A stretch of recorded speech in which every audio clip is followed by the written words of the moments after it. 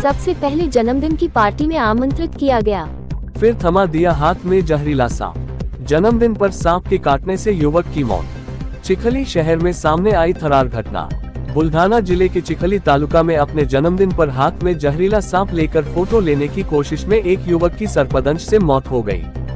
चिखली शहर के गजानन नगर निवासी संतोष जगदाले का 5 जुलाई को जन्मदिन था। घर पर पारंपरिक तरीके से जन्मदिन मनाने के बाद अपने दोस्त का जन्मदिन रोमांचक तरीके से मनाने के लिए पड़ोसी दोस्त आरिफ खान, रईस खान और धीरज पंडितकर ले गए।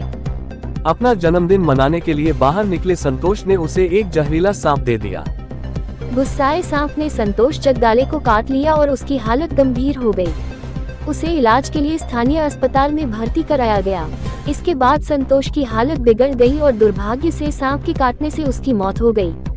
संतोष के पिता चिखली सिटी पुलिस स्टेशन पहुंचे और पूरी सच्चाई बताए और अपने सांप मित्र आरिफ खान, रईस खान और धीरज पंडितकर के खिलाफ पुलिस में शिकायत दर्ज कराई, जिन्होंने संतोष के हाथ में जहरीला सांप दिया था और उसकी मौत का कारण बना। इन दोनों के खिलाफ 1053 उपधारा 5 के तहत मामला दर्ज किया गया है। दिनांक 5/7/2024 रोजी संध्याकाळी 7:30 वाजण्याच्या सुमारास 3 मित्र संतोष, धीरज आणि आरिफ हे वाढदिवस सेलिब्रेट करायचा असं म्हणून संतोष याच्या घराजवळून निघाले।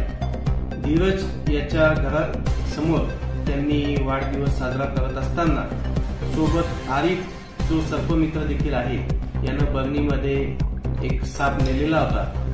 तो त्या सापासोबत फोटो काढण्यासाठी धीरज याने तो साप संतोष याच्याकडे दिला आणि त्यावेळेस संतोषच्या हातात साप आल्यानंतर तो त्याच्या उजव्या हाताच्या करंगलीला चावला।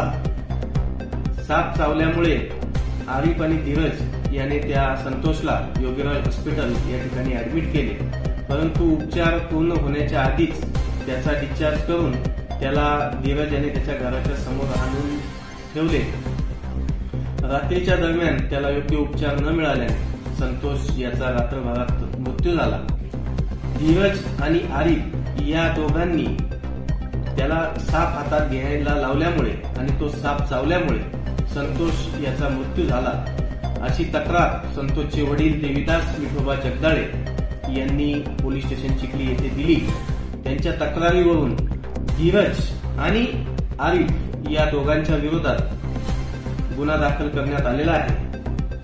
गुन्ह्याचा पुढील तपास PSI भागवतकर साहेब चिखली पोलीस स्टेशन हे करीत आहेत।